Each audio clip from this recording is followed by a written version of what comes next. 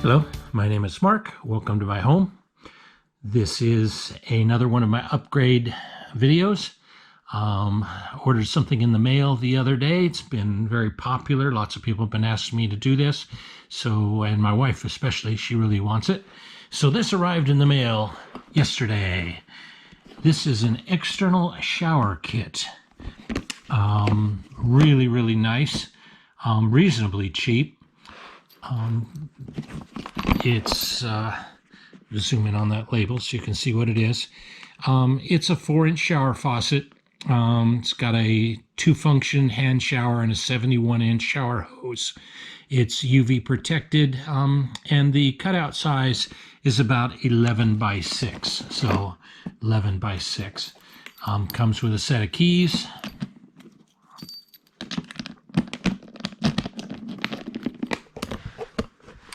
And really nice interior. A lot of reasons I purchased this one. Some of these kits have a hole in the back where the hose gets stuffed into your trailer. That's not necessarily great because that hose can get tangled and catch on things and pull wires or whatever's behind there. It can actually cause damage shoving that hose in and out. This one wraps, you can see. It's got a little clip that keeps it in, and it's got a really long handle. It's got your typical sprayer nozzle. The other thing I like about it is that hose doesn't pinch. You see how they've got a 90-degree bend there so that this naturally just curls up. Really nice. It's pretty straightforward installation. And it also has a shower holder here, so when this is out, you can hang the shower head right there. It's got winterizing instructions on the front. Pretty straightforward to put it in. You cut a hole where you want it to go. Put some butyl tape around the perimeter, all the way around, and put some caulk around and screw it on. Pretty straightforward. I like it a lot. So let's go out to the trailer and I'll show you where I'm planning to put it, and we'll go ahead and install. See you in a bit. Hello Tabbers, here we are outside at my trailer. We are looking for a place to mount this, and if you look, this would be an ideal place because the Aldi water heater is right here, all the lines are right here, but I could probably shoehorn that in near the outlet, but I don't want a shower to be near my shore power connection. Water and electricity typically don't get along with one another. So there is one other place to put it, up in front of the wheel well. Now really cool here is that right here in the corner is a shower, but there's this little bump out, and we'll go inside and I'll show you that, because you have to, this is wider than the wall, right? So you have to have a hollow space back behind this wall to fit that in. So I think I'm going to put it right in here. Let's go inside. I'll show you what that area. So here we are inside. This is my shower. We're going to open this storage area up.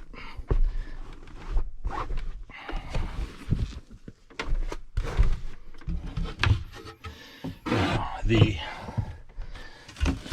stuff that my wife has packed in here. She just puts light stuff in here. Okay, so you can see that with the wheel well here, But this is where I'm going to put it. It's tall enough, it's deep enough. What you're looking at is that space. See that space that's there where the, you know, if you've got one of these trailers, you know exactly what I'm talking about. It's that space behind there. So I'll be able to bring the water back. Here's the hot and cold that run to the shower as it is. So I'll mount that in there, bring the lines back here and connect. So let's go in the house. I want to show you the actual connections that will be necessary.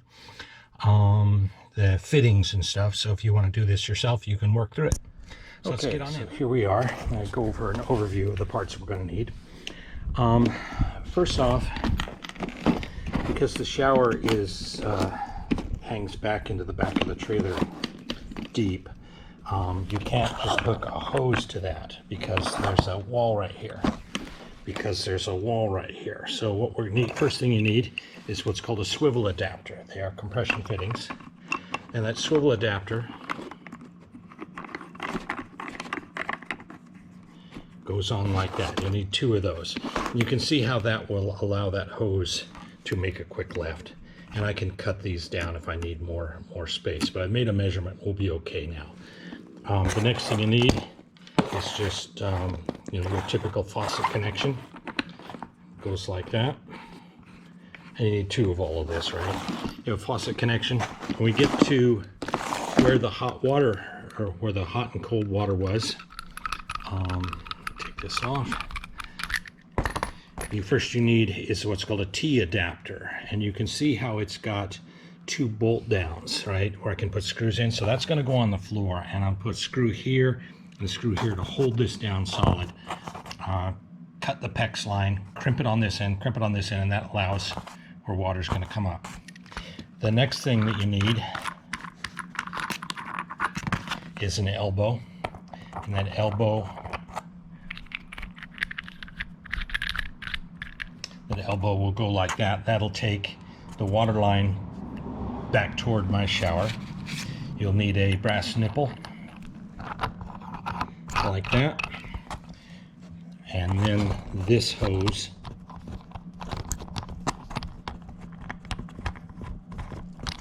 that hose can connect like that. So that's the setup.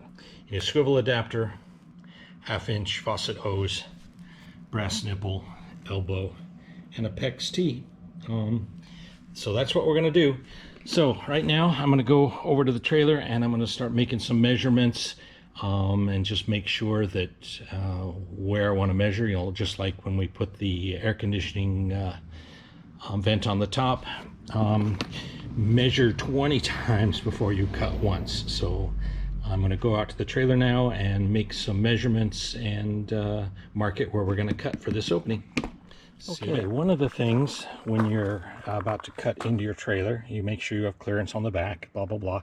You never know if you're going to cut into an aluminum support or not, right? There could be an aluminum bar here or here. You never know. But I have a secret weapon for that. This is a handheld metal detector. And I don't know if you can hear it.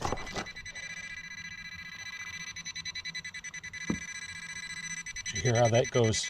The rate of beeping goes up there. So I've got a metal support there, and I've got a metal support there. So right between here should be available for us.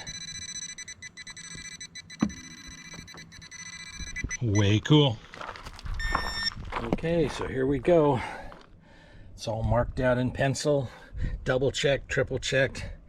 Got some, I've checked to see that this piece of trim here is even with the floor on the back side. I've measured to make sure I have enough height, I've measured I have enough width and enough depth, and I've also checked to see that I don't have any support back there. So it's always scary, but here we go. We're gonna cut a hole 6 by 11. Oh, and remember that this is styrofoam back here. So you're gonna set your cutting tool just to the depth, like an 1/8 inch, because you don't want, and you want your tool to run slow, because you don't want to cut any wires in there. You don't want to cut or start any fires in the styrofoam, that kind of stuff. So just go slow, just go at it. Okay, tabbers. I've cut this little Dremel saw, just penetrated just through the fiberglass. Now remember, this is fiberglass, so you're going to wear hearing protection, eye protection, and respiratory protection. So you need a respirator, you need eye protection, you need ear protection, because this is really nasty. Don't want to be breathing in that fiberglass stuff. So cut around and let's peel this back. Excellent. So there we go. It's the backing of the fiberglass. That's my styrofoam, and look at that, right where I expected it. That's the aluminum frame right there. So my guy's going to sit right on top of that frame. So now we're going to take a sharp knife and we're going to go through the styrofoam next. Like I say, you're going to go through this like excavation, so you don't cut any wires. You don't know what's back in here. I have a pretty good idea what's in here because I've got that metal detector and was able to go over this and know that there wasn't anything here. But in your particular trailer, it's going to be up to you. You know, I can't tell you that you don't have stuff behind here. I can tell you I don't, but I don't know about you. So let's go ahead and cut the styrofoam out. Okay, I've gone through the fiberglass on the outside, gone through the styrofoam. Now I need to go through that 1/4-inch wood paneling on the inside. Be very careful when you're cutting. You don't want to go into any wires or anything that's behind here. I've got about 5 inches of clearance behind, and it looks pretty clear to me, but I don't want any surprises, so we're going to cut through this carefully. Okay, if you guys decide to use a jigsaw on this, put tape around. That'll keep the jigsaw from scratching and marring your surface here. So I'm just going to run just very gently around the perimeter of that with a jigsaw. Okay, we're through. Look at that. Isn't that nice? Some wires up here, no big deal. Nice square hole. Shall we see if it fits? Look at that. Isn't that sweet? We have shower. So I'm now going to connect the hoses. The hoses here and see that it all fits when I push it in, and then we'll go ahead and run butyl tape and caulk around. Okay, so I have, because it's going to be not impossible but difficult to reach back in there and get the hoses on the back of the shower, I mount them on now and we'll just feed them through. I can do this one-handed.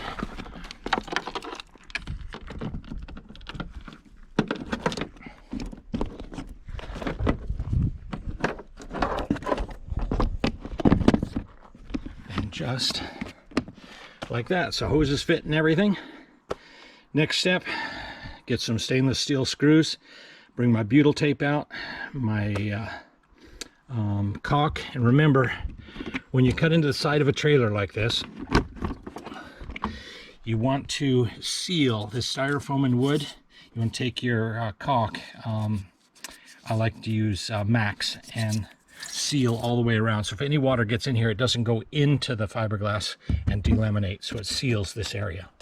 So that's what we'll do next. Okay, I want to show you what I mean when I say seal the edges.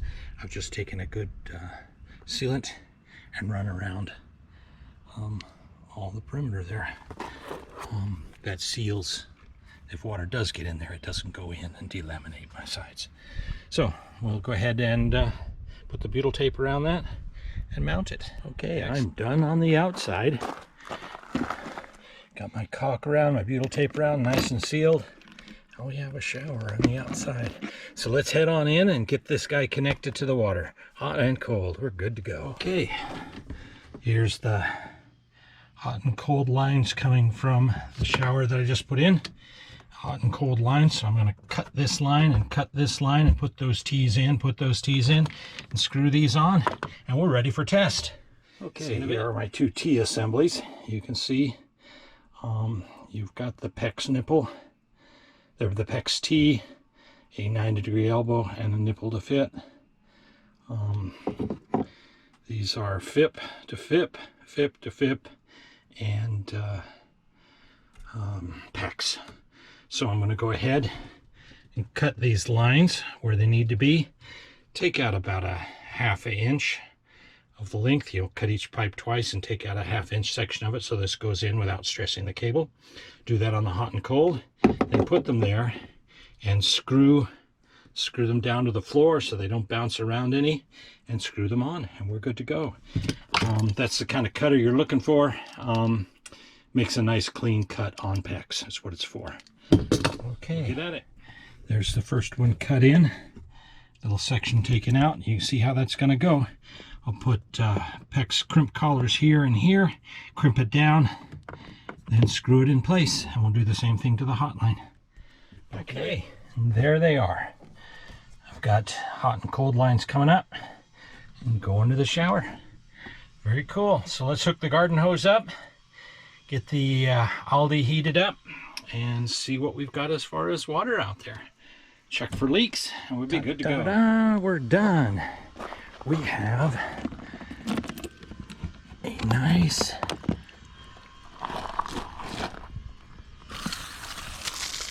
shower. Hot, cold, really, really nice. Isn't that nice? That's nice on a hot day. So we will be able to rinse our feet off, muddy feet, sandy feet, go to the beach, blah, blah, blah. Really, really nice. And look at how long that hose is. That's crazy. You can stand anywhere you want. Really, really nice. So that was really easy. No big deal. Hope you enjoyed this, and if it's inspired you to put your own shower on your 2015 Tab Max S trailer that doesn't have an outside shower. Mine does. See you later. Drive safe.